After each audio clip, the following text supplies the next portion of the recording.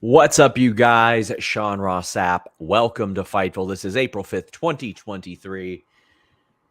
It has been an insane week.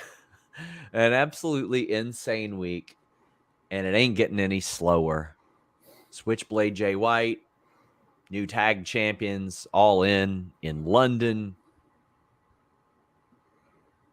It's a lot. Leave a thumbs up on this video. Subscribe. We are here every single night covering Raw, SmackDown, NXT, Rampage, Dynamite, ROH, Impact. And that's in addition to our news shows, our interviews. We have interviews from everybody, every company. Just last week, I interviewed Charlotte Flair, Bianca Belair ahead of WrestleMania. We got lots there. Alex Pawlowski has had a very busy week as well. He does several shows over on FightfulSelect.com. He also reviews NXT here on Fightful.com and YouTube.com/Fightful. Alex, how you doing, man? Good. Tomorrow will be my first night off in a week because we did Friday, Saturday, Sunday, Monday, Tuesday, and now Wednesday. So that's nice. I feel like capitalizing on the meme from like 48 hours ago is no longer newsworthy. So I said I would wear it, and I'm wearing it. Committed to this. I'm committed to it. Now we're done. I can grow back the real one in a few days. So I hope it doesn't come back. I hope it doesn't come back. That'd be fun. Guys, leave a thumbs up on this video. If you want your question or statement read on the air, donate a super chat here at youtube.com/Fightful. Of course, we also have Humper Chats over at humperchats.com. That's our Streamlabs platform. Allows us to keep a little bit more of it, and it allows you to leave questions or statements even before we go on the air. And if you haven't had enough Dynamite, you're in luck. Day after Dynamite with Will Washington on Thursday. It's a good time. About a week ago, Alex, some things started to change. I went from saying, man, I think it's about 90% Jay White going to WWE. And then as time went on, it just kept going. By the time his contract was up, I was thinking 50-50. As of last week, I think somebody asked me, and I was like, maybe 15, 20%.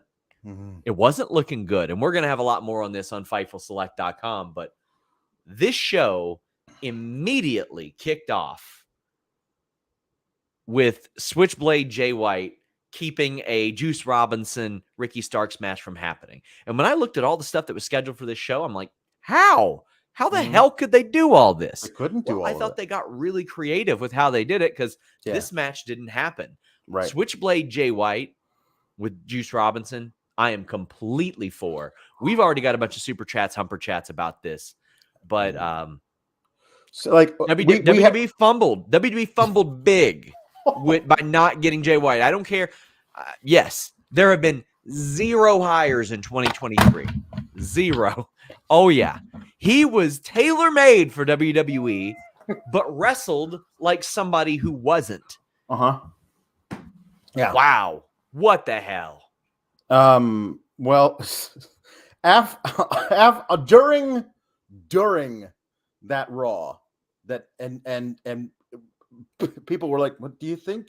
Jay White's still going to WWE?" And I was like, "Man, if Tony isn't signing him right now, that he's better off swimming back to New Zealand because there's no way that guy should be going to WWE with the state that it is currently in." It was what an awesome, unexpected thing to do. Like, people are waiting for the big announcement, which turned out to be a huge announcement, and we'll get into that. But I think this popped a bunch of people because while they were thinking, hey, maybe Jay White shows up tonight, they don't figure it'll be the first thing unannounced. If there's a big announcement, maybe the big announcement is Jay White. But no, it's just a run-in to keep us away from our highly anticipated Ricky Starks Juice Robinson match, and like to reuniting them together as a unit. Like, here's the thing: we have, spoiler alert, new tag team champions in AEW. Like, are you telling me and a new tag team in AEW and a new tag team, possibly a Jay White, Juice Robinson versus FTR program is a possibility on the horizon? Give me those promos. Give me all of that. Oh, there's so much to get into tonight. Trey Cash sent a very generous Humper chat. Thank you so much, Trey Cash.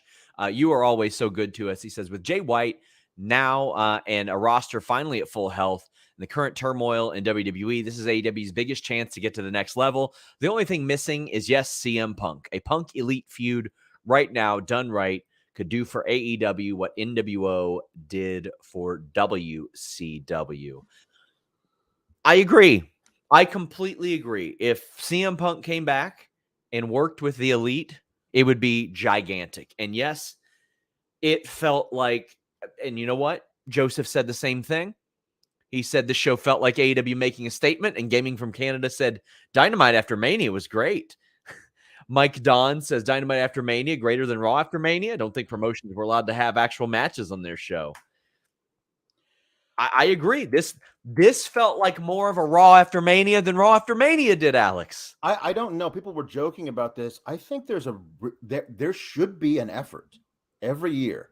The Dynamite after Mania should be a major thing, because what they're going to do, WWE is going to throw out their WrestleMania thing. They're going to have some good matches. They're going to have some wonky booking decisions. They're going to have some things that they decide to do just to get our goat, apparently, that are going to piss a lot of people off. And then on the Monday after Mania, they're going to do nothing.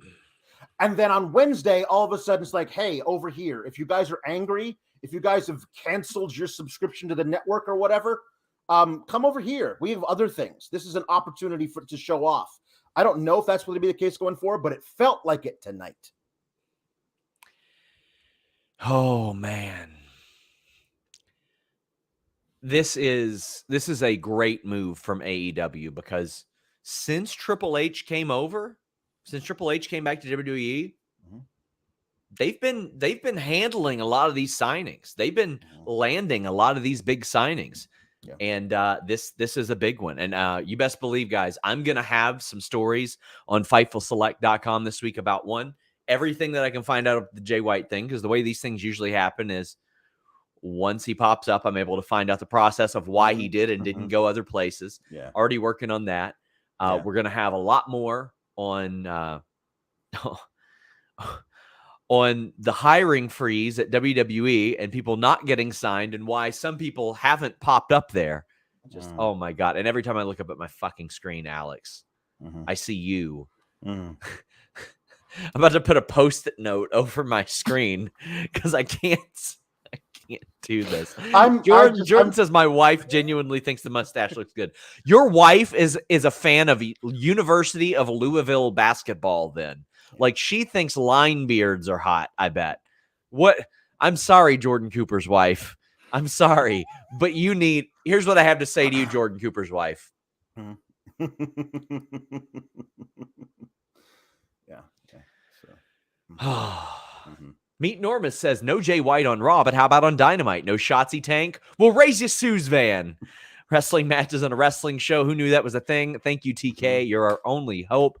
They hit a home run tonight. They absolutely hit a home run tonight. They did. And fortunately, it made a good impression on Hugh Janus, who says a big week for New Zealand wrestling.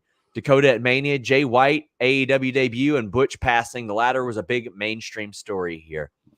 Yeah, rest in peace to Butch. I had the wonderful honor of interviewing him a couple years ago. It's still up if you guys want to check it out. Talked to him about being on Family Matters, about getting the Royal Rumble spot and all that, and which, kind of gives me chills now, about Luke saving his life about 20 years ago, which, is it sucks to hear this. It sucks to hear this. As far as New Zealand, it's a big week for New Zealand wrestling, but it's going to be an even bigger week for Australian wrestling, because I might just go up and big boot Shaza McKenzie in the face this week when I see her. I mean, why not? Why not? I like her. She's my friend, but she's been getting a little saucy on Twitter, so gotta handle it. Well. Parker Hines says Jay White is the SpongeBob meme after watching Raw. I'm ahead to AEW. Glenn Flanders says, are there any other Bullet Club free agents? Technically, Yes. But most of them are signed. Most of them are locked up. Jake Salazar says WWE fumbled worse than the Browns in 87. And Shot Kid says, holy hell, what an episode. How does Jay White signing already feel like it happened 6 months ago? Wembley freaking Stadium? Come on, man. Billy Starks is going to be wrestling on national TV Friday.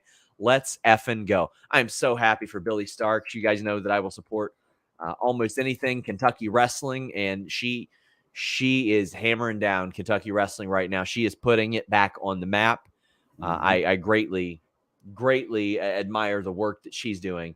Bummed that I don't get to see her at that Black Label Pro show that I will be at, but I'm mediocre says a lot of storytelling in the works between New Japan and AEW, going with the problems between Finley and the foreshadowing of Bullet Club going to the show when Juice jumped Starks. Chef's kiss. Yeah, so there's a lot of things here, like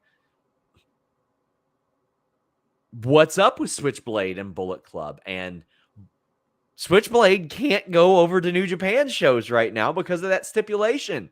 He's out. He wasn't like kicked out, right? Like necessarily, but you're like, okay, what's going on here? There's a lot of questions there. And Switchblade was very big on the idea that Bullet Club is global and it is not limited to brands. I mean, he's the one who said on the air as leader, Mia Yim is a part of Bullet Club. Like he wanted to make that and legitimize that. So I'm so excited to see him here. I cannot even begin to tell you how much I think WWE fumbled this. I think he was tailor-made for WWE. I think he looks like somebody who would work on WWE. He can cut their promos. He can wrestle their main event styles. And you have a year's worth of feuds already. AJ Styles, Finn Balor, Cody Rhodes, the Good Brothers. A year's worth, at least. Yeah. Unreal. Joseph McLean says, the fact that WWE didn't reach out over the weekend is wild to me. Wanted him in WWE, but I'm glad he's back in general. So I'm sure I'll have a report up on FightfulSelect.com on Thursday. I'm sure. Because I've already, reached out to the people I need to reach out to. Last week, I had people in WWE that were like, man, I hope we get him. It's just we haven't brought anybody in. So like, is Vince going to look at this guy and go, okay. But I don't know. He may have signed 3 or 4 weeks ago. He may have signed a month ago with AEW for all I know. Sure. Like, WWE's got to pick up the phone. Yeah. Rob says, how'd the crowd sound on TV? They sounded mostly dead from my section. Oh, they were fine, my friend. Yeah. They were fine. Bill says, John Waters is a wrestling fan. Have a great day. Tom LaValle saying, Alex out here looking creepy as hell. Terrific. Villainous Panda says, waited way too long to subscribe to Fightful Select. Best $5 I have spent this week. I just want to say this off the top. I know I plugged the hell out of this, but Alex can attest to this. Anybody on our staff can attest to this. When it succeeds, our staff succeeds.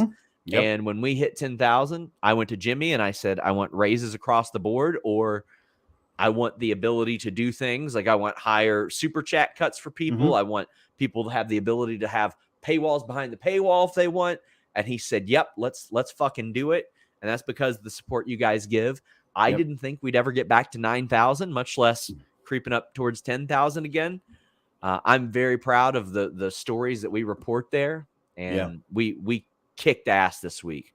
We had an incredible amount of news this week. I mean, if our interview section doesn't show you guys that we are legitimately in contact with the top talent in wrestling on a daily, weekly basis, I don't know what does, but I'm so proud of the work we've done there. And that's before we get to like 40 podcasts a month, where Alex is doing like 8 to 10, Grapsidy's doing 4 to 5, Rob Wilkins is doing like 10 to 15 this month. Just killing it. Very, very proud of that. Very proud of that. Brent Lockman says, what have you done, Alex?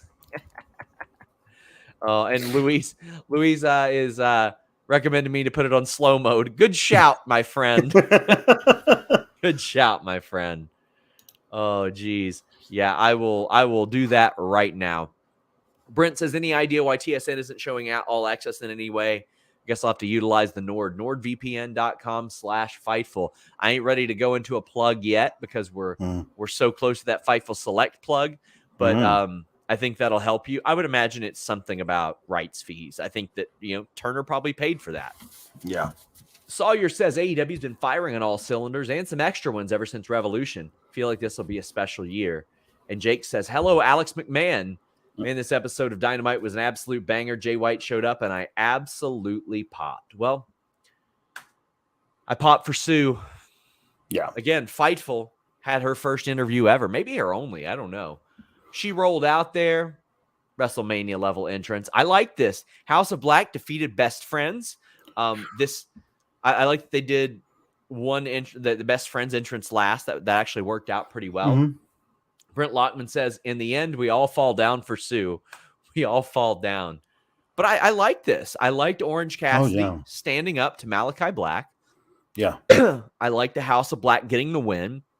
Best Friends are one of the main reasons why I wanted trios titles, Alex. And I'm so glad that now we're starting to get a little bit more of it's getting highlighted more. What I would like to see is more undercard matches utilized, whether it be on Dynamite or Rampage. I would just love to see that. And House of Black was throwing that ass whooping in.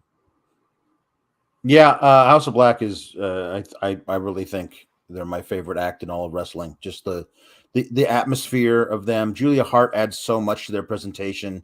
Just like them coming down to the ring with the masks and the music and the lighting, and then they're just so smooth in the ring. Like, just there's no drop off on any of them. Brody King's a different guy than the other two, but like, just there's just a muscular ferocity to Buddy Matthews. Everything he does, and Malakai Black is smooth as butter. Like, it's so great to watch them, and the Best Friends are a perfect counterpart to them, because they're a comedy team that can wrestle, and that's really valuable when you have these guys in there who are going to get comedy pops from the audience, but then all of a sudden they buckle down and they have a really cool little string of moves that these guys are really, really talented, like workers as well. This was so much fun. Love Buddy getting the pin, because that guy is so good, somehow still underrated.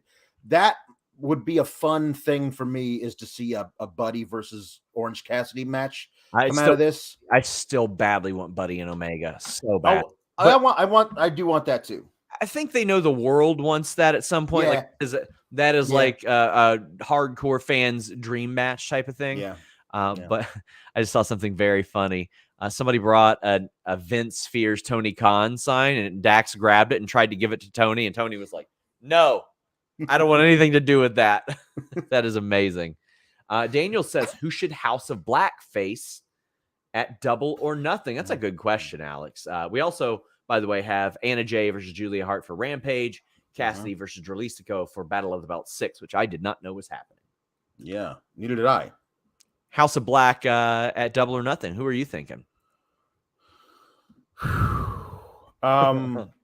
There's just too many options out there. You know what I mean? Like, unfortunately, my answer to that would have been find a way to get Top Flight and AR Fox pushed to the point where they would win a four corners match or a ladder match or a battle royal to get that point, and then have that match just be an awesome thing. And then Dante got hurt. I know who it needs to be. Who's this? Jeff Jarrett, Jay Lethal, and Satnam Singh. There we go. That's probably who it's going to be. So, I think there are a lot of really, really good options. But there really are. I'm very excited to see how you build to Double or Nothing, knowing you have the biggest event you've ever put on the horizon at the end of the summer. Like, do you build Double or Nothing and end some stuff to start some stuff again? Or do you build through Double or Nothing and really put in the legwork so everyone is just drooling for these big blow-offs at the All In event? Yeah, there's a lot of options there. Jambeard says Julia being added to House of Black was one of those. Wow, really? Her? Wow, Julia is now, her gimmick is, I think he's saying he likes the gimmick. House of Black is fantastic. I would agree. Right. Yeah. Pylon says Swerve and Jay White would go incredibly hard. Yeah, it would. It would. I'll tell you what else I thought went hard. Luchasaurus's return vignette. Yeah. That was great. It was just him. Yeah. It was perfect, Alex. Emerging from the red mist and Christian Cage still with him. Honestly, I did not think that when Luchasaurus came back that he was going to still be with Christian Cage. I'm kind of glad about it because I think they work really well together. But here's the other thing is that they're obviously Jungle Boy has moved on. Yeah. So they're coming. They've announced they're on their way. So what babyface act do they target? And the thing of it is just like your question of who does the House of Black face at Double or Nothing? The answers, the possibilities are numerous, but the answer is not immediately evident. And I love that. I love that I know Christian Cage and Luchasaurus are going to attack some babyface and they'll come up with a reason for it. And that's going to be your feud moving forward. I know that the House of Black is going to have an awesome trios title match at Double or Nothing, but I have no idea who those baby faces that those guys are going to face, and I can't wait to find out. I love not knowing. I really enjoyed this Jericho Keith Lee segment backstage. I know that you're going to hate it because you know that Jericho's going to win next week. But there are a lot of people criticize Keith Lee's promo style a lot, but I thought that it worked perfectly right here. I'll tell you, it works so much better with the gray beard because he comes in like a professor. Like he looks like he looks like he's studied the tomes under the tree of knowledge. Like he just looks like that now, and that's so cool to have those promos come out of that guy with the gray beard and everything. I appreciate Jericho's reason for targeting Adam Cole. I get that. One of those things that was kind of funny was that I was thinking to myself, okay, Ricky Starks is going to need apologies to Action Andretti. Ricky Starks is going to need better backup in a feud versus Jay White and Juice Robinson. And I was like, holy shit, what if it's Adam Cole? And I was like, oh no, sorry, Adam Cole's got this Jericho thing. It's going to last 6 months. But I think that what we're going to get next week, I love Keith Lee just saying, I don't think you have enough respect for people. So Keith Lee versus Jericho next week, which I think Jericho wins because Swerve reintroduces himself to Keith Lee. And then hopefully, finally, we're off to the races on that Keith Lee and Swerve feud that we've been waiting for now months. Just give us the damn one-on-one match, Tony. Yeah, I think Swerve is getting involved next week. I think Swerve and maybe some other people are getting involved next week. I think that they've announced that Willie Mack is now on the roster. They've announced that he's all elite, I believe. Did they? So I believe it was like I listen. I saw it. I saw the graphically. I saw the thing attributed to whoever it was. I may have been fooled by the internet, but the graphic looked familiar. So I don't know. Somebody's gonna have to I must have missed that one. I retweeted it, but I don't know how long ago that was. It was a couple of days ago. If he is indeed, well, I mean, I missed a lot of stuff over the last week. That's true. But if Willie Mack disputed it. Willie Mack denied it. Oh, okay. He denied spreading disinformation on the internet. That's me. Anyway, check out Sour Graps on Zero News every Monday and Friday. No, not on Zero News. Sour Graps, who has Zero News. It's all entirely speculation and bad more analysis. than he does. Anyway. What I loved about this promo was that Keith Lee said all that, and I don't know if Chris Jericho heard any of it, because what he heard was, well, now you got me next week. So then everything else, he's just like, shit the whole time. Thought that was really, really great. Yeah. Irene says, what's AEW's current pay-per-view schedule this year? Double or Nothing, Vegas. Forbidden Door. Where the hell's that at again? Toronto. All In, London. And then we don't know beyond that. Kylie says, Dynamite was great. Fightful is great. Well, thank you so much. We greatly appreciate you. Dylan says, we have to get one bad R&B jukebox to lock in the marvelous look. No, not on this show. Not on this show. Maybe at the end. No. Ian says, with that mustache, can we get a Me scusi from Alex. Mi scusi. Mi scusi. Yes. Hope you don't go through any tunnels tonight. Daniel says, what should Jay White do at Forbidden Door? I'll tell you what he should do. He should beat Hikuleo. The person who kicked him out of New Japan. Yep. That's what he should do. That's what he should do. Jambeard says Christian Cage versus OC at Double or Nothing would be my choice. I just want to see Christian Cage wrestle, but I also wouldn't mind Luchasaurus and Christian teaming as well. Shot Kid says with Jay and AEW, maybe a Bullet Club Civil War heading into Forbidden Door, with AEW Bullet Club taking on New Japan Bullet Club up and down the card. Or they can combine them. We can see can they coexist within that could actually be pretty decent, I think. We got the Outcasts interview. They're selling shirts. Sure. We got the Acclaimed and Yas. I've really liked the Acclaimed and Yas stuff with 2.0. I love the stuff where they all went out and partied. But then Acclaim came out and did a rap, and they're like, no, we're not joining. So now they want to kick the Acclaim's ass. They are so over, and of course, it's where Max Caster's from. But and these guys are AEW's New Age Outlaws, and that is an incredible compliment, Alex. Yeah. Well, I mean, I do think it was funny that he did a George Santos and a Cocaine Bear joke, which feels like that was in the drafts folder from a month ago. Where's the Vince mustache joke? Where's a Cody Rhodes joke? Now, I thought this was fine. The idea that they we came out to answer your request of we join Yas. The answer is no, and Yas is like, well, let's do it anyway, which is wonderful microcosm of the way Yas behaves. It's like there are no rules. We decide what we do. So it's going to be an 8-man tag on Rampage, where I think there will be like the beginning of an official feud because they'll turn on each other and all that kind of stuff. I'm loving Jake Hager in these as well. Oh yeah, he's found its right spot. Sawyer says House of Black versus Dark Order for Double or Nothing, Battle of the Spooky Perverts. That could happen as well.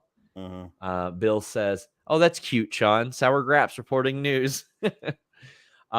So what we will do is ask Luis to take all the all-out chats and put them with the announcement chats, because those will just kind of all be collected there. But we got Jamie Hayter defeating Riho. People saying, Sean, you missed the women's match. No, I didn't. No, we just skip over things. We skip around. Jamie Hayter knocked the living shit out of Riho at the end of this match. Yeah. To the point where you could. I don't know if you've heard this, Sean. I don't know if you've heard this, but Riho's only 98 pounds. So I don't know if big if true. Actually, small if true. Small if true. One day she's gonna have like a big lunch and be like, "Shut the fuck up." I want her to bring us a scale down to the ring. Yes, like Crash Holly. Get on, and it says 99.2 pounds. And she's like, "Everybody, shut up." It'd be better if she wheeled the scale because she couldn't lift it. That would be great. Perfect. She took an ass whooping, and I mean, the crowd was there for her. But Jamie Hayter knocked the dog shit out of Riho at the end, and it looked like she leaned down like, "You aight, bro?" Like one of those. Like you've seen those before. Yeah. I thought this was really great. Riho, perfect spot here, and Jamie is pseudo babyface. Everybody likes her. Everybody respects her. Everybody wants to cheer for her. Riho's still babyface is pretty heavily, but this felt like more of a match of respect. You got Britt Baker out there again. Something I continue to love about Britt Baker. She is not petty about her best friend's title reign. She is incredibly supportive of it because she realizes that, well, I don't know if I would have had mine if not for her. Right. And I like that. Sometimes these people can just be good, supportive friends. And that's not necessarily something we see a lot of out of heels that don't eventually lead to some sort of this is the deal. Yeah, there's the Outcasts and I guess the Homegrowns, or they actually call themselves that. So the good guys or girls in this feud are now Hayter and Britt. So they're going to be supportive of each other for now because they're good. And whenever this is the thing, is that I know Tony knows that there is a lot of money eventually in feuding these two against each other. Of course. you can wait until we absolutely least expect it to do the swerve. And I think I do that turn. I think there's a lot of really good stuff there between the two of these gals. And yeah, Hayter's an absolute beast, like an absolute beast. Like it is like if she was an Impact, like she'd be just wrestling dudes nonstop and just lariating them out of their boots. Like she's an incredibly strong and physical performer, regardless of her gender. And Riho's incredibly tough, but can't take punishment like that forever. Yeah. And I love that that's the story, is that she kept kicking out of stuff. Yes. Really, really intense stuff. And eventually Hayter's like, okay, one more, and now you're down for good. And that was the story of the match. Thought it was very good. Ryan Ben said, Riho went, "This is how you do it, Stokely." And Arduit says, "I'm still catching up. It's so nice to watch a company that cares about wrestling, cares about fans. AEW rocks. Also, Riho kicks ass. She does. Yeah. She's incredible. I mean, I was a little slow to really enjoy her work, and it's just the more of it I see, the more of it I enjoy. Yeah. You could say the same for a lot of things like that. And, you know, here in the States, sometimes you got to wait till midnight, 3 a.m. Eastern to watch some shows, movies that release. Oh, not with NordVPN.com/Fightful. Our friends at NordVPN.com/Fightful bring you the fastest VPN with a great deal and a 30-day money-back guarantee. I'm going to be watching that UFC pay-per-view this weekend, but I'll tell you what I ain't doing. Paying $80 for it. I'm getting that great deal. I changed my virtual location with just one click, and I get that sucker for much lower than I would pay otherwise.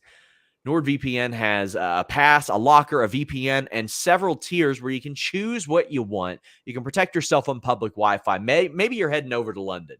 You're going to be flying. You're going to be staying at a hotel. You'll be connecting to the devices at Wembley. You want to protect yourself. You want to shield your data from that shoddy security and those snoops. And you can do it on every device that you own, whether it be the PC in front of me, the phone right here, the smart TV to my left, the router to my right, all that good stuff. Has NordVPN.com/Fightful. It's got a file encryption tool. It's got a password manager as well, threat protection, a global server network, 24/7 support. So if it's like 11 p.m. Eastern and you need help, they got you covered. They don't take time off. They got reliable encryptions, and you're safe from disruptions with their kill switch feature. And like I said, a 30-day money-back guarantee. So if for some reason you don't like it, you can get your money back. You can get a return, unlike Alex's facial hair. Don't live with regret. Get NordVPN.com/Fightful. Do you like my NordVPN meme the other day? Yeah, it was very good. Very good. Very good. Yep. I was very proud of that. Thank you to Gisberto. I know our good friends at Nord were very, very excited about that. And yeah, what was it? 430,000 views that one got. Yeah, so not bad. Please renew us, NordVPN.com/Fightful. Jambeard says, I agree that a Britt Hayter feud would be awesome, but I now kind of want them to be like the New Day, heel or face. They have each other back, no turns. I agree, and I want Rebel with them too, because I like Rebel, and she should be there. She should be there. Yeah, agreed. Reminder, guys, please leave a thumbs up on this video. We would greatly appreciate it. Also, Thursday, if you're here, we have a slate full of shows. The Spotlight in the morning, day after Dynamite in the afternoon, as well as the ROH and Impact post show in the evening. This goddamn MJF segment. It was so ridiculous. What was it? Pennies from Heaven or something? Pennies from Heaven. Yeah. Pennies from Heaven that they performed. Now, the fellas that were performing this, I'm sure this will be the largest crowd, many of them performing. Oh, my God. Of course. Yeah. And I'm sure that they're like, what in the hell are we getting into? And then they get there and they're like, what? I mean, actively cheering during the song is probably not something that they get a lot of. Yeah. And MJF went into full performer mode. Like, this is the most white meat baby face ridiculous shit. What a star. Amazing. It was so perfect. Do you okay, I'm going to see him this Friday at Squared Circle Expo. Do you think I could get him to sing some Doja Cat? Well, his musical taste. Keep it juicy. Yeah, I want him to sing it. His musical tastes run a little earlier than that on the spectrum, I think. It seems like it. Maybe some Sinatra, little Tony Bennett. I think you'll be a little bit closer to getting that in there. Yeah, not quite your Doja Cat. This was unbelievably insane, and it was incredible. Yeah. They have cultivated just this audience. Yeah. That it's for the heels and baby faces elsewhere on the show. Right. It's accordingly. But when MJF is out there, all bets are off. Man, I'll tell you what. First off, let me get through this. I can't remember who the politician was who was there, but very clear, like the city manager or something like that. Clearly hated. Oh yeah, but a phenomenal performer. Oh, he was a great performer. I mean, come on, politicians in New York, they're performers. They're performers. Because they lie, and because they have to be performers so they can make sure all the mob guys like them. Like, no, this is great. I love that he's this guy. Like, what is it, Scaldino or something? Like, it was perfect. Joseph Salado, something like that. My God, Joey Salad. That's what they call it. Like, fantastic. All the mob guys call him Joey Salad. Joey Salads. Hey, salad fingers, come on over here. Salad, come over here. Hey, Salad, come over here. Touch this rusty kettle. Come on. Hey, why don't you go? Hey, Salads, go give me some arugula, huh? Go give me some arugula. This is great.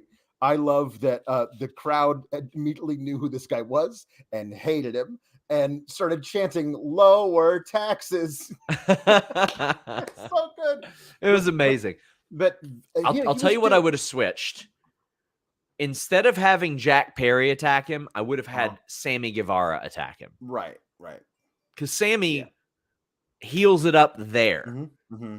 And with Jack Perry, just babyface him somewhere else. Yeah, he doesn't need to be in this segment because you want Jack Perry to be cheered wherever he is. Yeah. Jack Perry could have beat Komander and cut the promo afterwards. Sammy could have attacked and got the huge heel reaction. Which we'll talk about later. But Glenn Flanders says MJF's promo is one of my all-time favorites. Loved every second. It was very special because it had that geographical aspect, Alex. Also, Glenn Flanders has changed his profile picture to me with a mustache. So immediately. Sorry to hear that. Jambeard says someone in the crowd, someone in the Discord chat, while I was watching, said that there was someone chanting lower taxes. That was good. It's so good. MJF doing Praise from Heaven, but he did like the little scat duet with the saxophone. Like that's some difficult stuff. Sax guy trying to keep up, but Max is just no. I'm gonna get you. I'm gonna get you to mess up. This is so good. The promo was excellent, where he was like, it's been so great, and obviously. I'm such a great champion. A lot of folks are saying, you deserve it. Clap, clap, clap, clap, clap. And then they start doing the chant and he goes, oh, for me? Like, he's so good at being a heel while hamming it up for the people who like him. That is a really, really, really great skill that a lot of them don't like. Because either you only way you know how to heel, because so many people do this, is your town stinks and you stink because you live in your town, which stinks. Like, I love that this guy's able to be a heel begging for a chant, and they give it to him because they love him. He's like, oh, of course I do deserve it. This is nuanced stuff. So great. I thought that then he did an actual babyface thing. We're talking about how he had ADD and he had a terrible teacher, Mrs. Benedict, who called him stupid about it, like this. I'm like, hey, let's get an ADD chant. ADD. That was great stuff. He did the old Dave Chappelle, boy, was that bitch wrong skit. Like, I love it. I love it. This was a fantastic segment. This was really, really great. The greatest showman, MJF. That's what we're seeing. Guys, please leave a thumbs up on this video. We have thousands of people watching. I would love every time to get to 1,000 thumbs up. It really helps us grow. JP says Swerve with Jay White and Juice for House of Black versus Trios. I think that they're going to be bringing somebody else in with Swerve. Yeah. I would be shocked if we saw Parker and Trench continuing, which I think I reported they were both injured, but also they're not good. No, they're not ready. Wombat in Combat says, I get AEW All Access on Fight here in Australia. For those that don't get it, just use nordvpn.com/Fightful. Well, thank you for that. So we did get Sammy Guevara defeating Komander, and this match humped. This was a really, really good one. Sometimes you forget how good Sammy is in the ring, and Komander did this exhilarating rope walk shooting star press that, like, Shivani loved that. Then you had the rope walk cutter with both of them, where it was more like Sammy just grabbed a hold of his head and slung him into the mat. It looked really, really great. Then Sammy gets the win. Good match. The promo was polarizing. Right. Because I didn't think it was like a bad promo. I thought it was pretty good, actually. But the crowd I felt like it was not the right night for this promo. There you go. What you need to do this for a crowd that can be looked at as possibly neutral. Yeah. So they would start booing him because nobody likes Sammy, but then through the course of the promo, you see if you might be able to win some of the crowd over to your side. Not all of them, obviously, but some of them, which starts you into this, because this program's going to last a while. I don't think any of us believe it's going to go anywhere other than a four corners match with all these guys involved. But we're building a little bit at a time with individually. And so one of the things you want to do is you want to give people the opportunity to pick their favorite guy to root for, as long as that guy ain't MJF, because that's the way you want this whole thing to work. So right now, people don't like Sammy. So figure out a way to make them dislike Sammy a little less by having him have great matches and by having him cut a promo that Elites allows you to maybe hate him a little less. But the problem is you have him cut a promo where he can't get over because everyone loves MJF here. That's a bad thing. I wanted to mention also, Komander did a walk all the way across the ropes and then did this amazing like gymnastics move where he like was upside down for what felt like 10 seconds before he came down with that moonsault. That thing was the height he got off of that thing is insane. That dude's amazing. It was a really fun match, but I love that Taz kept bringing it up. I think he's walking on the ropes a little too much. Yeah. And then eventually, like all of his offense was based on, I'm going to walk on the ropes for a bit and then flip off of them onto you. And eventually he got caught. Great. And it makes your analysts look really good too. It makes Taz look really, really good by saying that. But yeah, I think good promo, wrong night. And you know, sometimes it's like that. Jambeard says, I wanted this segment to end so quickly because my hatred for MJF, but in a good way of getting worked. First time I was happy to see Sammy. Again, so Sammy walked in between Jack Perry and MJF as they were being separated and just like looked down at the title belt. Again, I think that could have worked a lot for Jack Perry because you have the two assholes being restrained and he's just like, Yeah. Ashay says, finally got my ticks that I had bought in March, confirmed a few days back for Forbidden Door 2. Excited, but also extremely nervous. This is my first live concert show of any kind, especially wrestling. You're going to love it. Toronto crowds are incredible. I've had the great fortune of going to several Toronto shows. Wish I was going to be there. But unfortunately, it looks like I'm going to be flying over to the UK a bunch. Hopefully just once, but we'll see. But yeah, there's just... Forbidden Door in Toronto is great. They're expanding internationally is great. Yeah. I'll tell you what else is great. I looked at the Hook versus Ethan Page match, and I said, okay, they worked live events. Ethan Page has a story going on. Hook versus the Firm, so you're continuing that. Ethan Page is this thing with Matt Hardy where they've become friends after all of this, and the story was actually very good, and a lot of you didn't get to see it because it was on Dark, but there was a lot of it was in their hands too, as we had reported, but Matt Hardy was forced to join the Firm, and then they just became friends. Like Ethan Page kind of got revealed. Well, did they really? Maybe. Ethan Page just deep down really wanted the acceptance of Matt Hardy, somebody that he had looked up to for so long. And I can tell you guys legitimately, when I saw Ethan Page as I was dropping off some Fightful awards, I was like, how's it going? He's like, just teaming with Matt Hardy, dream come true, no big deal. Like, this is something he legitimately felt. So this match, I was like, well, Ethan Page can't lose it. He can't get crushed by Hook. Like, he needs to be protected in some sense. And he was. Like, he was getting some offense on Hook.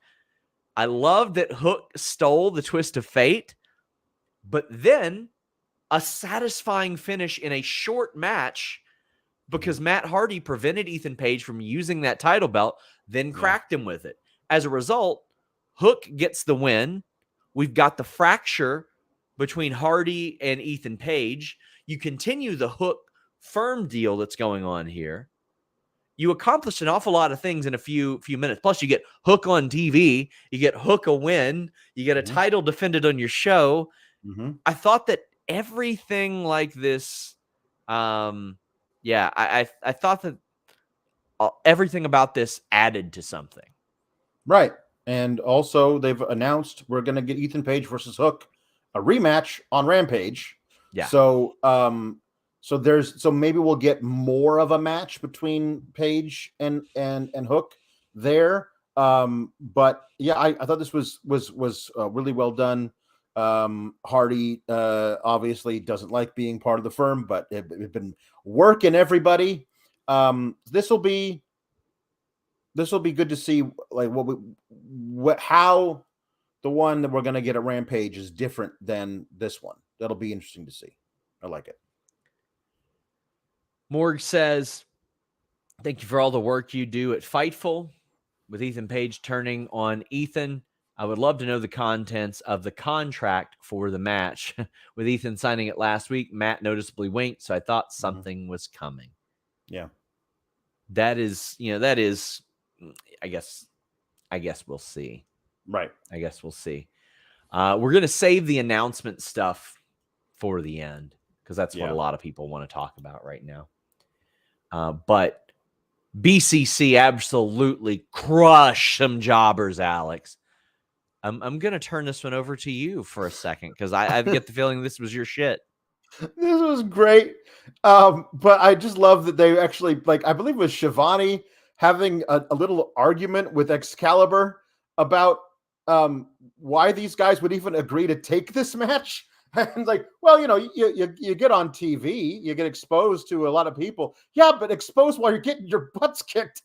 I mean, these guys might incur several terrible injuries during this. It's true. These guys got absolutely waxed. There's a really fun, interesting looking crossface that Wheeler Yuta wins the match with, where he's reaching around from the side to pull on the guy's face. It's really good stuff. With Danielson there in street clothes, just watching the whole thing, I think we are establishing now Danielson is firmly in the leadership role of this place. Just sitting around thinking about geoducks all day. Yeah, that's right. But he's decided, they're gonna kick all these guys' ass, and he talks about how there's nobody here. There's the great promo about going home. Oh, I love my family, but you know what else I love? Professional wrestling. And the distinction between professional wrestlers and amateur wrestlers is really great because really there's so many of these guys that we think of as the greatest in-ring workers have amateur wrestling in their background. But that's not about this. That's not what we're talking about. The difference between professional wrestlers and amateur wrestlers isn't that. It's about people who aren't really serious about being the best. That's what makes you an amateur. Took a little shot at WrestleMania as well. Said even based on what I saw this week, Evangelina Gray says Yuta was called a little shit by Bryan. I just never looked happier. That was great. Now, the screwdriver to Hangman's face, who came out there alone, I thought was actually this really... is that moment where Hangman comes out there and fights them 1-on-4, where Danielson is just lounging in the corner, what are you going to do? There's 3 guys between you and me. What are you going to do? And he gets his ass kicked because he's dumb and he's he's full of piss and vinegar, and he goes out there by himself. He doesn't have anybody, and also Danielson bringing up that fact. Where are your friends, Hangman? Who likes you? Who likes you enough to try and come out and save you? Oh, apparently nobody. And then brings out a screwdriver. This is the one thing he says. Pulls out a screwdriver and says, I taught my kids a few things while I was home. And I was like, what did you teach them with a screwdriver? He's like, I taught them how to fix things around the house. Oh, thank God. But then he's like, no, I'm actually going to take the screwdriver and carve out his eye with it. Jesus, dead. So Eloquent says, stupid babyface syndrome. Why would Hangman and kayfabe try to take on BCC alone? I know the purpose is to show Kenny wouldn't save him, but bruh. Well, I mean, we don't know that they were there. We didn't see them all night. But, I mean, this is just how Hangman's always been. Yeah, Hangman has always been don't want no partner, don't need no partner. That guy from the Buddy Cop movie, that's always been him. He's always been the one to go out there and go at 1-on-4. He has two settings. He has overly hesitant. Yeah. And overly reckless. He has only two settings. Yeah. Like that's the thing, is where he starts getting down on himself and doesn't want to do anything, and he's too hesitant about stuff, or he flips the switch and will absolutely fight an army of grizzly bears 1-on-20 if the mood strikes him, and he won't care about the consequences. And so that's what he was tonight. And I think that's a really interesting way to look at the way his character operates. And I don't blame anybody for not coming to his aid unless they had like 8 or 12 guys that they could round up a posse, because who would want to go up against these 4 dudes who cared nothing about whether or not they kill you? Steven Yeager says, Elite and Hangman reunite to fight BCC. Nigel joins BCC. Punk helps Elite to even the odds. BCC versus Elite and Punk and Blood and Guts at Wembley. All in. Thoughts? Keep up the good work at Fightful. There's so much more money to be made from Punk and the Elite fighting against each other, but Nigel joining BCC, 100% I'm down for. I'm absolutely down for. Why? Also, why not? Let's do that. Blood and Guts at Wembley. They could fit that there pretty well. Also, I would love an Anarchy in the Arena at Wembley. At Wembley. Jambeard says, the anti-amateur Bryan reminds me so much of WWE champ Evil Eco Warrior Bryan. Yeah, he's using the amateurs over and over again instead of Fickle. Yeah. And Jambeard says, give me Anarchy in the Arena at All In at Wembley. That's what I'd love to see. Yeah, there's some really good stuff there. Tom LaValle says, Mox hasn't bled on TV since he turned heel. Yeah, exactly. He's taking it away from you. Jambeard says, Bryan just turned Adam into Jack-O-Lantern Adam Page. And Orion Ben says, Hangman didn't learn from Riho and bring a weapon. You know what? I saw he brought a CD, a Disturbed CD, and he used his music as a weapon. There you go. Anthony Velasquez says, as much as I like babyface Bryan Danielson, I like the heel Danielson even more. He's so good at that role. What I've always loved about Bryan Danielson and even John Moxley is 1 month they can be a babyface, 1 month they can be a heel. It all depends on the circumstances, who they're facing, and their motivations. And I think that should be the case with, honestly, the majority of wrestlers. I think there should be some baby faces that you always like, some heels that you always dislike, and then in between, it is a sort of choose your own journey type of thing. Brent Lockman says, it's either Hangman has no friends or the locker room is scared to death of BCC, and that's a fun wrinkle. I would love to see that. Like, why wasn't Dark Order there? Were they there? Well, I think the thing that if there's a group of people that we think might have come to Hangman's aid, but we don't see them on the show at any other point during the broadcast, we have to assume they're not there. Like they might actually be in the building, but because we never see them on camera, we have to in kayfabe assume they're not there for whatever reason. Otherwise, we get kind of in the weeds about things. Yeah, and I mean, they're saying nobody loves this man while they're beating him down. Bizarro Big L says, Dynamite felt good tonight. Hope Danhausen and Dante the best in rehab. Feel like Danielson's comments are opening up Shibata at Forbidden Door 2. I mean, that would be fantastic. Jesus. That would be really, really great. That'd be really good. And says, Nigel should be MJF's interviewer. I feel like there are bigger things for Nigel McGuinness. Yeah. Yeah. And somebody says SRS versus Ollie Davis for Wembley. Loser gets Ollie's cheetah jacket. I do miss those guys. I hope I see them soon. Dungeon Master of Puppets says it's textbook depression from I'm sad to I'm a god. Fair. That is absolutely fair. McAfee says, any news on Matt Cardona? He's in the Indies and nobody's getting hired right now. Cody says, favorite Malcolm in the Middle moments? I have none. I don't remember anything from that show. I mean, I enjoyed what I saw of it. So, if you read the Fightful Select portions update about 3 hours after I posted it, sometimes I add to those.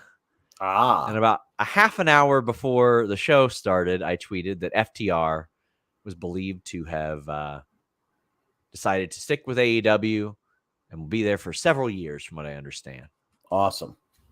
And Alex, all I'm saying is that these guys invited me to their live show, brought me on stage, put me over repeatedly, and they have lucrative new contracts and tag team titles. Yes. All I'm saying, right, that's all you're saying. I get it. Is blindly give me praise and money. Right. And good things will happen to you. Yep. Karma. It's called karma. It's called karma. Watch Joel Osteen every once in a while or something. Let's get with it. Okay, let's talk about the real story of this match. The Guns coming out to 50 Cent Many Men? Bro, what? Which is the best 50 Cent song ever. Righteous Reg was not pleased. I gotta go see this. I gotta go see this. It was a very quick clip, but it was very funny. Where he was like, it was a very funny, very quick clip. God. Very funny, quick clip. What, was he there? No, he was on his couch. He was on his couch. He was on his couch. He was on his couch. Just. I'm gonna download it and put it on the air. Oh my God! But I mean, this is unbelievable. This is okay. Now, maybe kids these days don't realize how big 50 Cent was. Here's a funny story. Ice Storm, about 3 months before 50 Cent blew up. I'm in Louisville. Me and my friend are walking around. We walk past this hole-in-the-wall shitty club, and it said 50 Cent performing. And we're like, that's a dumbass name. That'll never work. Well, it worked. It did. Many Men. I mean, my God, like this is, again, it's my favorite 50 Cent song of all time. I just, first off, I don't think it fits them, but good for them. What did you think hearing this? Because I'm about to show everybody what Righteous Reg thought. I thought, okay, all right, you guys got your own little, your last championship entrance. You decided to show out, get your little Mania entrance with your special music that you got licensed. Good for you. Also, and what you were really thinking was, God, what the fuck is this shit? We're just keeping that in the folder. That's saying. Yep, we got to use that whenever. Vince McMahon is back. God, what the fuck is this shit?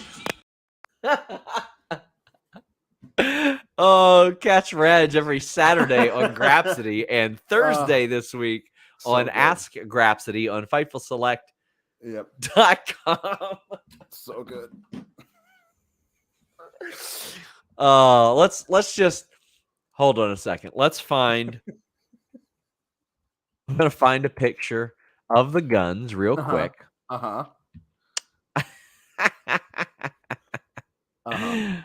What do we got here? There we go. We got the Guns.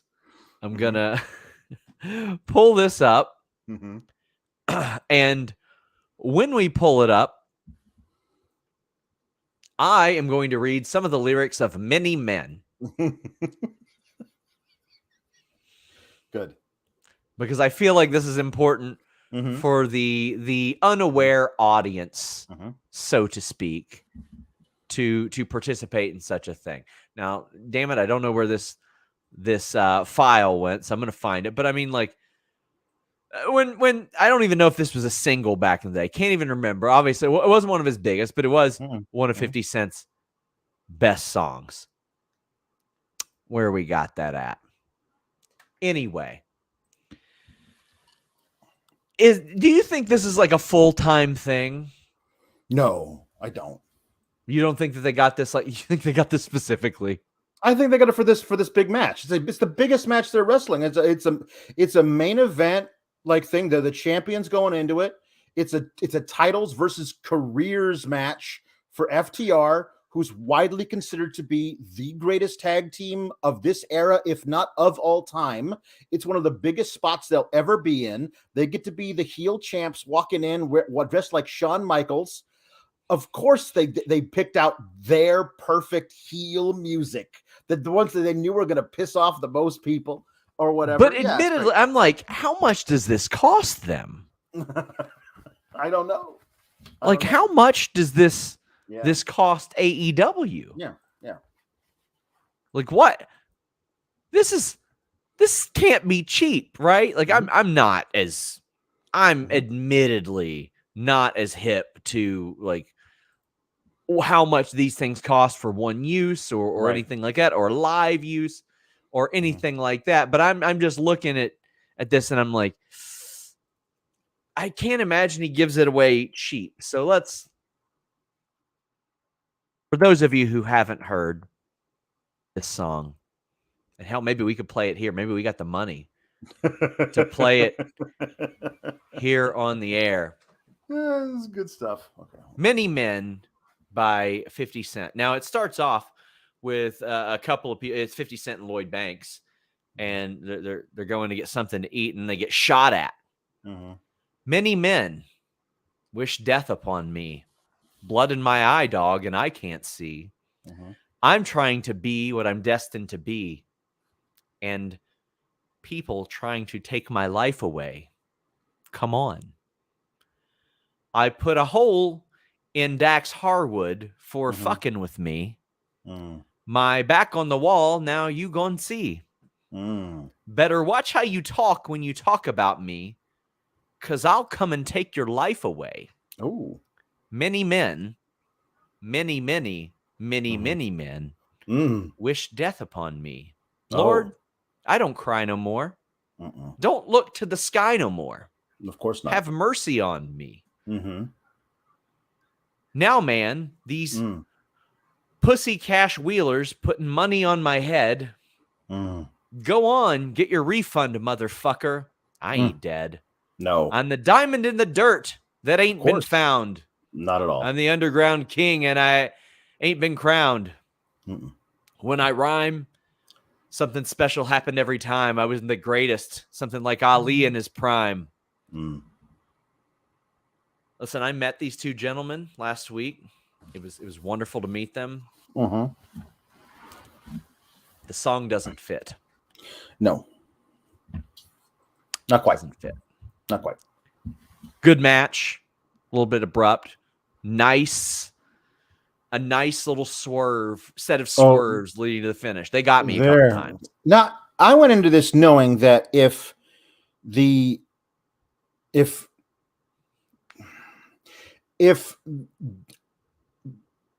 lost, even by DQ, they lost their careers. I didn't know if they won by DQ, they lost their careers. That was a wrinkle within the match I did not recognize until it was a thing. So they could have, they just trying to get disqualified over and over again. And I credit to Paul Turner for never allowing it until the blatant low blow in which he was about to ring the bell, but Cash Wheeler stopped his arm. And then there was so much like the one belt gets thrown in there, which the ref takes out, but they throw the other belt in there behind his back. The diving headbutt gets cracked. Like they did so many things to make me go, no, please don't. I don't want them to lose. And they had me the whole time. They did it. They did it. It worked. Good for them. It worked great. Jambeard said rematch at Double or Nothing with 50 Cent singing live. Corey says Wankster should have been the song. Chauncey says, as a rap fan, my favorite team is now the Guns. Eloquent says, Eloquent, who is a legitimate artist, a music artist, I own his vinyl. For the love of God, says, I don't give a fuck. Guns using many men is goated. Glorious one says, side note, entrance song, fire emoji, classic 50 Cent. Hope they keep it. Wonderful. JW Pringle, do you think they wanted It's Raining Men and got that by mistake? I love me some Sova says, what do you think the chance is now for us to see Bryan Danielson come out to Final Countdown sometime in the near future? I think at this pace, you're more likely to see him come out to the Ghetto Boys still. He's going to come out like, back up in your ass with the resurrection. Well, okay, to be fair, they immediately do say it's the group harder than an erection with no affection. So for him, that seems like right up his alley. Seems like he'd quote that in an interview. JP says, SRS doing Many Men is great, and I thought this was the best entrance song ever. Can't believe I never thought about this. Who would it have worked better for? Nobody. I don't know. Peter Avalon? I mean, possibly, but there was a thing in the chat that I loved. I didn't see who said it, but I love that they said, this is exactly the song that the high school doofus guys who think the rich boys who think they're hard would pick. Like, that's exactly what they would do. Eloquent says I like the story the Guns kept keeping to try to get themselves DQ'd. Me too. They knew they couldn't hang with him, but I thought the Guns did a really good job during their reign. Their reign was a very unpopular one, but I thought they did a really good job. The shatter machine with the ref getting pulled out of the ring was a really great false finish. There was some really, really good artful false finish stuff. Credit to the Guns. Like, they absolutely did their job perfectly through that whole, like, I can't believe this could possibly continue spot of all back and forth with all the trying to get disqualified, all that stuff. They played their parts perfectly. Marcus Ryan says, someone hook up Tony Khan with Grizzled Young Vet's phone number. Give me GYV versus FTR. Well, I mean, they were on NXT at the NXT tapings last night, so I don't know if they got their releases, but FightfulSelect.com in this crazy week did report that it would be happening. And we got some good news about All Out. It looks like. I don't know if Anthony Bowen's supposed to let that slip, but somebody said that Bowens responded to a tweet and said that All Out. Yeah, he says the following week is All Out. I'll be damned. That's crazy. We're about to talk about it, because if that is true, because I mean I believe, I trust our sources, and sure, we're about to get into it. But Mac Highland says, can't believe the Guns got 50 Cent song Many Men. Absolute ghost behavior. Right team won, but the Guns are golden. The Guns are far better than I think many people give them credit for. Yeah. I think that they got a lot of the best qualities of their father in performance and facial expressions, and a lot of that. Sawyer says, I hated the Guns as champs. Thought it was a huge misfire for the division by TK, but the Many Men entrance was based in art. Well, listen, if many men wish death upon you, you want to make sure that you take care of yourself and you don't give them that satisfaction. And athleticgreens.com/Fightful will make sure that there's no blood in your eye, dog, and that you can see. Because athleticgreens.com/Fightful gives you that multivitamin. You want to drink it. You don't want to eat a multivitamin tablet. But you got your multivitamin, minerals, probiotics, adaptogens, and more.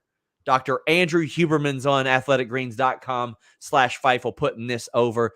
You got best-selling author Tim Ferriss putting it over. You got David Sinclair, who's got a PhD and is a professor of genetics at Harvard, putting this stuff over. Athletic Greens gives you so much of what you need. It promotes gut health with prebiotics, probiotics, and plant-based enzymes. That makes sure that you're digesting stuff appropriately, and it supports immunity. So if you are going to one of these shows, they can be kind of dangerous for your immune system. So you make sure that you get your vitamin C, your zinc, functional mushrooms, and more. You want to boost that energy? This has magnesium and B vitamins that do that, and it helps with recovery. So if you're working out, or if you're starting to work out and your body's not quite used to it, this is going to help you a lot. athleticgreens.com/Fightful, because it's packed with superfoods, adaptogens, and antioxidants that is trusted by the world's best endurance athletes. There are numerous pro wrestlers that use this across WWE and AEW. Heard from many of them. A couple of them found it through athleticgreens.com/Fightful. I was able to hook them up, but they got that phytonutrient blend, digestive support, immunity support, and so much more at athleticgreens.com/Fightful. I've been seeing their commercials all over television as well. So happy to see them growing, and they're growing with us. Love the people at athleticgreens.com/Fightful. Patrick Shaw says, why wasn't Jay White given better presentation? Felt like they rushed this. Rushed his music, no video package. Camera barely caught him on the way to the ring. Shouldn't he be presented better as the biggest free agent? I thought that they should have produced that much better. I liked the creative around it, but I thought that the camera work and a lot of that could have been a lot better, because as soon as you heard his music, it cut away. Right. It did cut away, and it was an odd angle for his run through, but I thought the point of it was that everyone was as surprised as Ricky Starks was. Yeah. You know what I mean? Like if they had had like a big Titantron and a little video package for him coming in, it wouldn't have been the same thing as like, holy shit, what's going on? Like there must be there had to be an element of surprise. They did a great job on commentary, I thought, of explaining who he was, how big a deal this was, him coming with Juice Robinson, the fact that they're declaring war on Ricky Starks, all that stuff. And I believe there's going to be a lot of those vignettes and stuff that you want in the coming weeks. Larry says, I want BCC to come out to bring the ruckus now. Pay the Wu-Tang Clan, Tony. And Jambeard says, could you imagine grizzled young vets versus FTR at Wembley? That would be great. That would be great for them. Well, let's talk about it. So we did a Reckless Speculation podcast today. And the two things that I kept hearing, and I even did a backstage chatter article because enough people asked for it, but I said, none of this is confirmed, but I did say on the air, London is the announcement I'm hearing. However, we were hearing like OVO at Wembley, like, so the 13,000. Right. Oh, no. It's the Wembley. It's Wembley. Alex. It's All In. They're bringing back All In because they own ROH now, and ROH owned All In, for those of you who didn't know.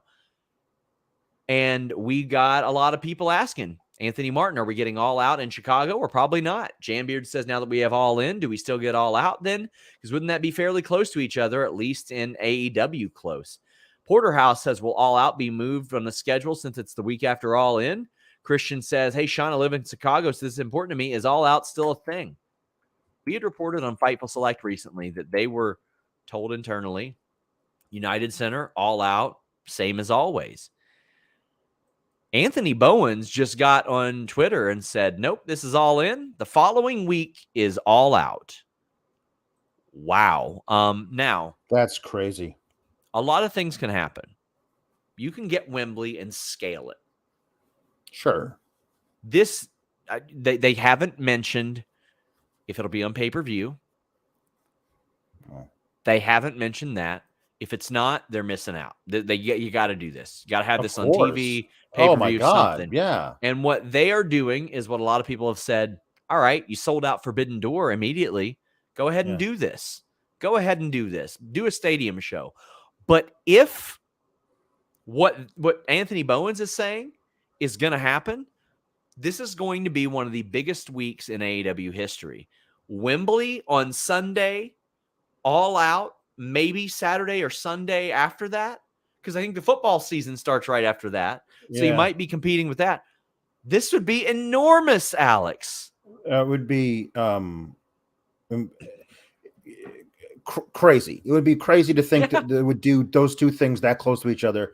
When people who were like Wembley, to me was like, Wembley, and a lot of people are like, well, what? I don't understand what the significance of that. Okay, well, it is like the goated arena for soccer / football in England, in London. So there's that, plus Arthur Ashe, which is a really big place for them to run when they do Grand Slam, it seats, I believe, 24,000 people is the capacity for that. It gets reconfigured for wrestling, but if you just Google capacity for Arthur Ashe, it's around 24,000. Wembley is 90,000 people. And if you're going to run this, you got to know you've got the people who are going to pay to fill that, at least most of it. Because if you don't, it's going to backfire horribly. It's going to look really bad. I know that AEW is incredibly popular in the UK. The UK Europe is a different animal. Traveling to the UK from any place in continental Europe is not a difficult prospect. You can hop on a train and get there. Like it is they go like it's not the same kind of thing, but There are people from other countries that will come see this. 90,000, depending on how they configure it for thing, that is a crazy amount to try and do for them, especially considering like all the matches you would want to build to put on that show. Then you would have separate matches that would also be on All Out a week later. So people who aren't going to the show, like, well, I don't have to go to see like Wembley because I'd rather see this other thing that's on All Out instead, and I'll just stay home. There's some crazy stuff there, man. And I think they can pull it off. I mean, you look at AEW right now, they have a world title, international title, TNT, FTW, tag team, trios, and a women's title, and a TBS title. That's 8 championships.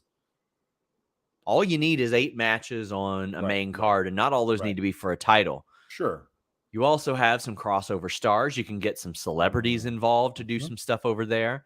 But also, you know, if you decided to throw on an ROH World Championship match on the show, I don't think anybody would have their feelings hurt, so to speak. Especially if depending on who was fighting for it. It'd be Nigel McGuinness versus Claudio. If you get Nigel back in the ring. Sure. Now, let's go ahead and get into these super chats. Wombat says Drew Galloway, all in. Nope. His contract is up after that. James Higgins says, what do you guys think main events Wembley? Don't know if MJF is enough of a draw, but CM Punk, FTR, Elite, or Punk Omega, yes. Do you think Tony booked Wembley with a main event in mind or just to do it? I think that he booked main event or booked with something in mind. I think he had to have something in mind because they held off on this announcement for quite a while, Alex. Right. So I think so. Punk versus somebody makes sense, but also, Jan Beard says, when WWE did Wembley in 93, I think they did 80,000. Surely they have Punk for Wembley. FightfulSelect.com reported they had been talking. They have been talking. Yeah. Amir says, do you know how much longer Drew McIntyre has on his contract? He'd be a game changer for AEW at Wembley. It's after that. We had reported it's around 9 months on FightfulSelect.com. Just $5, my friends. James Stalling says, I know Double or Nothing is AEW's biggest pay-per-view, but this could be the AEW equivalent to WrestleMania going forward. I mean, oh, no. If they're doing Wembley on pay-per-view, this is now their biggest pay-per-view, in my opinion. Well, absolutely. Especially if it's a thing that they decide they're going to do something on this scale every year. Like if they want this, if their idea is every year around this time, late summer, early fall, we're going to do a big stadium show. Yeah, this is their WrestleMania. They're making a statement. They think they can do this now. Vicky says Sting's last match in Wembley. You know what? That'd be a good one. That'd be a big one. That would be a selling point. Yeah. Yeah. Jake says Wembley is absolutely wild. I think they will sell out. And Nicholas says, what do you think the chances are of them selling it out? 85 to 90,000. I don't know about selling out the whole thing, but Duckman says even if they get 30 to 40,000, it's a huge win. Yeah, absolutely. It's a huge win. It's a huge win. Predictions? A 30 to 40,000 in a 50,000 stadium is a huge win. Yeah. 30 to 40,000 in a 90,000 seat stadium. Plus, there'd be a bigger capacity because of the way you'd configure the whole thing. If you only filled it a third of the way full, even though that's a lot of people, it would not look great. Sure. I mean, they did 20,000 at Grand Slam. So I think that I think that for a market that has never had AEW. They've never had an AEW there. It's the first show they've ever done there. That's why I think it will be. I think you'd be surprised that it will sell out. I just don't think it'll be like the thing where like tickets went on sale. Oop, they're sold out when they do stuff like that. Here. Oh, yeah. That's not going to be the case nearly enough. Ronald right here. Omega Osprey 2 for Wembley. Big one. I'm sure, Agogo will have something on the show as well. But, something. We got S. Martinez saying more of an E-fan, but it's always good to see an American wrestling promotion doing international shows. In one calendar year, Clash at the Castle, Money in the Bank, All In. It's a good year for the UK. It is. Very happy for all my friends over there. Jake says at Wembley, Punk versus Omega and FTR versus Bucks. Hope we get a debuting Drew Galloway versus Powerhouse Hobbs. Galloway's deal will not be up until the end of the year. Unfortunately. Mike Luna says, remember, major cities like Paris are only 2.5 hours away by train. They can sell it out. That's a fantastic point. Europe is the size of a shopping mall. I learned that from Eurotrip as well. Ian Hunter said, and you know what? If you go through the tunnel, you'll see Alex on there. You're right. You can go to some nude beaches, like all kinds of things. You can go meet your pen pal. There's a whole lot of cool things that you can do over there. Yeah. People, just all kinds of things. Ian Hunter says, think All In will be like the original with people from all over promotions and indies, or will it be AEW and maybe some New Japan workers? It's awfully close to Forbidden Door. Yeah. But I would kind of like to see the spirit of All In. Me too. Met there.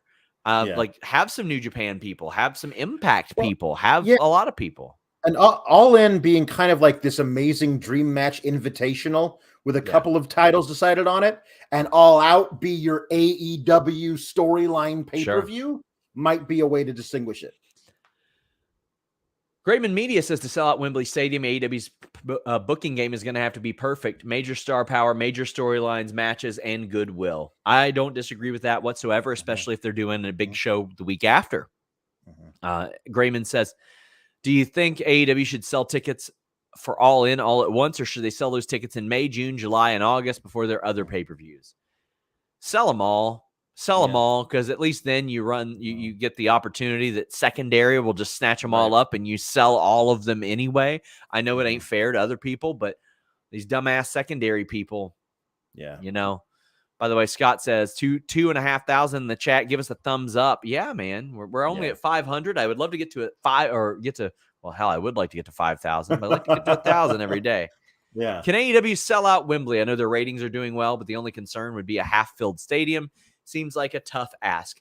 No, I mean, they'll scale it if need be. They'll get a good idea of it. Right. Also, a lot of people asking about Timothy Thatcher. He is an American. Well, that's the joke, is the joke of him being. I know, but he should represent the UK.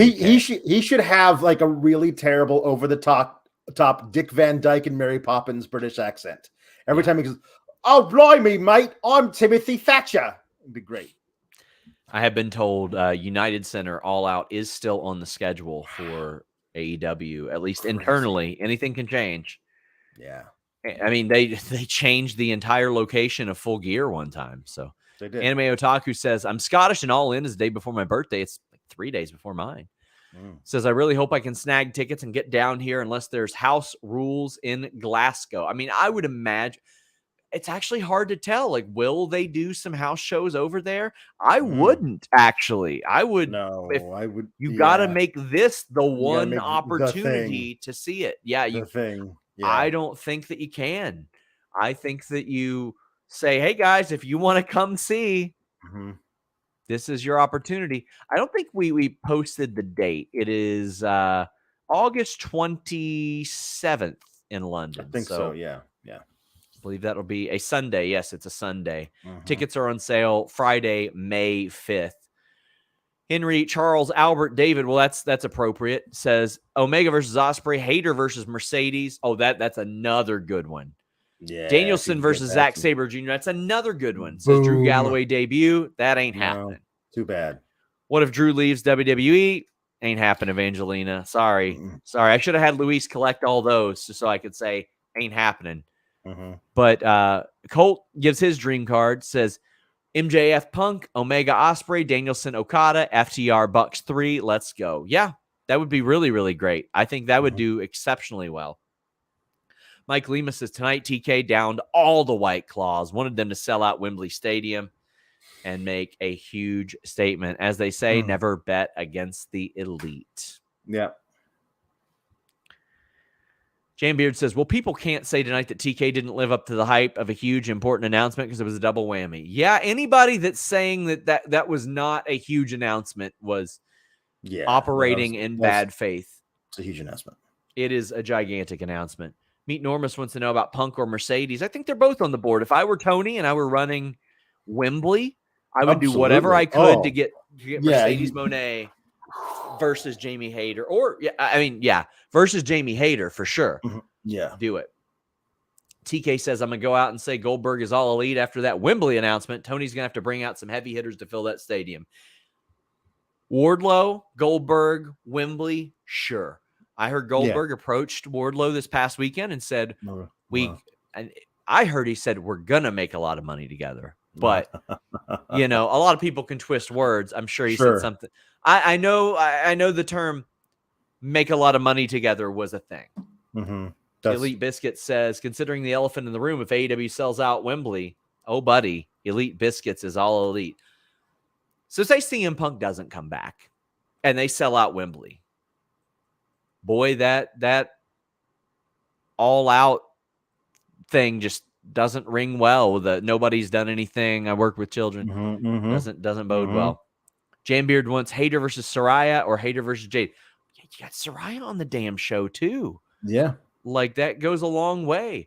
I wish that does the AEW Wikipedia roster still have the flags next to them? You remember that? I made it so easy. That made it so good. Don't anymore. They got rid of finishing moves and the flag. What are we doing here? We need the flags back. Boo! Come on. Boo! Yeah. Jambeard says gonna have hometown boy Timothy Thatcher there. Mm-hmm. All in main event will be Chris Rock versus Will Smith, says Cody Bondra. And James Stalling says, could they get rid of another pay-per-view? I think it's good. You've got Full Gear, All In, All Out, Forbidden Door, Double or Nothing, Revolution. I think 6 is appropriate. Mm-hmm. Mm-hmm. Jake says, wonder if we get some New Japan talent to come in for All In. Maybe we'll see Zack Sabre and Will Ospreay. And this is where we get Mercedes. Well, they definitely need to borrow some of the UK talent.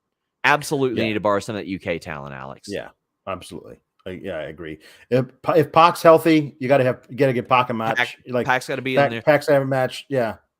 Kip Sabian in a tag title or a trios title match makes a lot of sense. Sure. Mm-hmm. Jake says, hypothetically speaking, how big of a win would it be if AEW did sell out Wembley? What could that mean for them as a promotion? It would be massive because then you can say, we're doing this again. Mm-hmm. Yeah. Did WWE ever run Wembley to that scale after SummerSlam '92? I don't think they did. Right? Because they said a thing. It was like it's for the first time Wembley's had stuff like that in 30 years. Had professional wrestling in 30 years. Yeah. I fully expect WWE to announce a show, which is what John Vask says. I fully expect them to announce a show the day of All In America. Mm-hmm. Yeah, it'll be another NXT premium live event. NXT. Jesus Christ. Jacob Foster says, just tuning in, Alex, amazing mustache that got my $5. You could just subscribe to Fightful Select, you can watch his shows all the time. Yeah, I'll just have the mustache all the time then for that money. James Stalling says, I agree, but do they need to spread these out somehow? There's something kind of exciting to me about Sunday all in, Wednesday Dynamite, Friday Rampage, and then the weekend All Out again. Like, I think that they could do.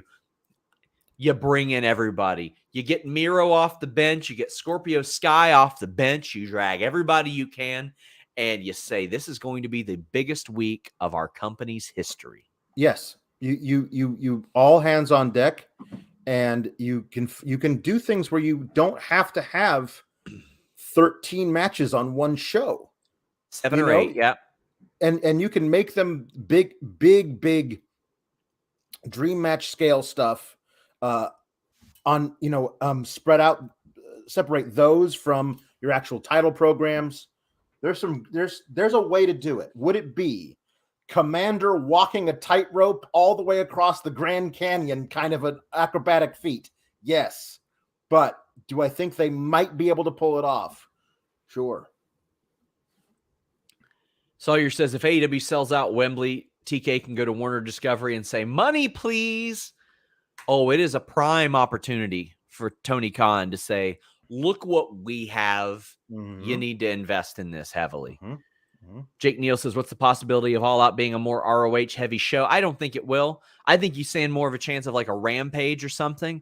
I would say, honestly, I think you stand more of a chance of All In being that because of the spirit of All In, where they're like, hey, bring everybody. Then you can say, well, this ROH title is going to be defended here as well. And I would keep it to probably some of the bigger name talent on ROH. But Warren B says International Casino Battle Royal, US versus Japan, Mexico, Europe. Big Joker surprise.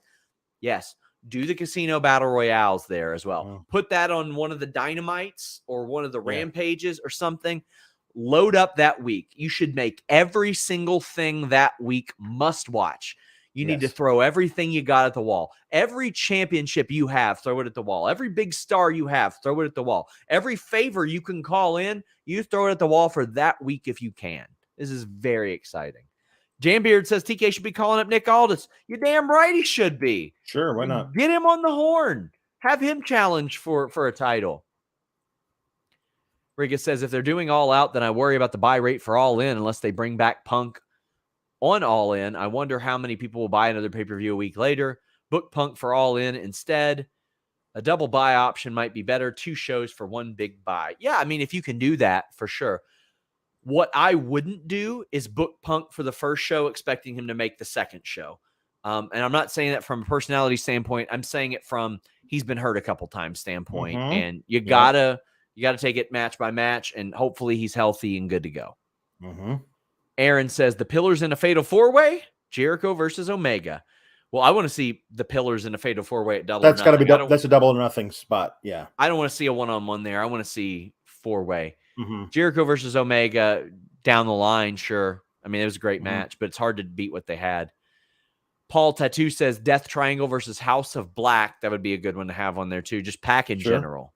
And we are wrapping up. Make sure you guys leave a thumbs up. And also, before we head out, I want to thank Luis, our great moderator, for the incredible work that he has done over the last week. We have had some of our longest shows ever, some of our busiest shows ever, and he has absolutely killed it. Jordan McClure wraps us up. If the Guns can get 50 Cent, BCC has to adopt Mobb Deep Shook Ones Part 2. I mean, why not? Is it possible to find out what playing these on TV costs? Oh, buddy, I've already asked. I'm going to see what I can find out. So much. It has been, God, I feel like I've said this 10 times over the last year and a half. The craziest week I've ever covered wrestling. So true. The craziest week. We've got a couple more humper chats, though, that Luis needs to put over there. Alex, tell the people what you got. So I'm going to my sister-in-law's place for Easter. I don't know when I will be covering whatever happens on Friday, but rest assured, if Vince shows up in Portland, there will be something that if I have to do this thing late Easter night wearing a bunny hat, I will do it. We will talk about something this weekend. It's not sure on Fightful Select for Sour Graps. On Monday, we got the Raw review with Kate. On Tuesday with Kate as well, the NXT review back here for this. It has been a lot of fun. I don't think I'm going to keep the mustache anymore, so I'm just going to have and wipe that off. And hey, just remember Easter week. Oh wow! I legitimately thought you just shaved it like that. I did actually for last night, and then I went the rest of the way and just drew it back on. I wouldn't be able to handle it. Just remember for Easter, if you use BlueChew.com and the code FIGHTFUL, he is risen. That's true. JP says, doesn't New Japan do a 2 or 3 week long tournament? Could AEW do something similar over All In and All Out? Well, I mean, they're 1 week apart. But yeah, I mean, New Japan does a hell of a lot of them.